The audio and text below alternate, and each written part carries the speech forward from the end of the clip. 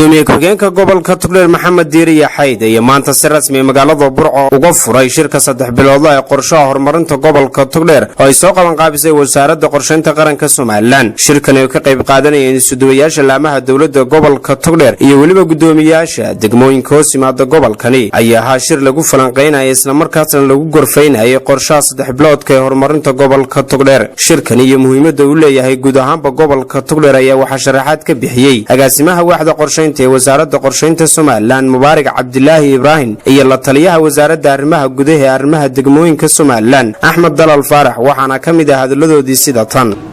shirkan inuu maanta isugu nimid waxa uu kamid yahay shirarkii 3 bilood ahaa ee aynu isugu iman jirnay ee aynu ku qiimeyn jirnay waxyaabihii inooga qabsoomay qorshihii horumarinta gobolka.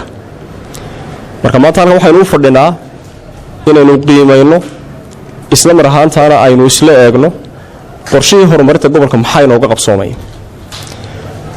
sidoo kale waxaynu kaga hadli doonaa shirkan haddii Ilaahay ka dhigo sanadkan 2016 aynu ku jirno waxa dhamaanaya qorshihii 5 sanadood ee qaranka. sidoo kale ayaguna waxa gabagaba oo dhamaanaya qorshayaashii gobolka. qorshayaashii muxuu ahaa gobolada oo gobolkana uu kamid yahay.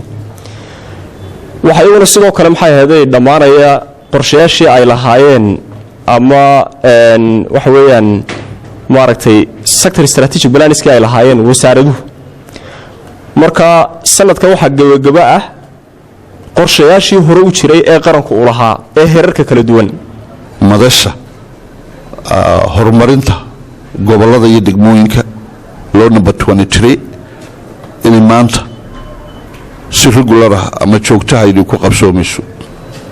waxa aan rabnaa inaanu iswaafajino sida ay degmooyinku iyo goboladu marka laga hadlayo budget ay waqti cayimin u leeyihiin.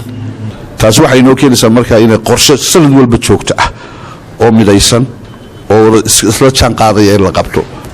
waxaa kulliba farxad gobol ahaan u ah mashruucan 2 sano hore soo socday ee qorsheynta gobolka iyo horumarintiisa inaynu isugu nimaadno maanta inagoo ka doodayna maxaa kii hore ka qabsoomay maxaa ka uryaamay.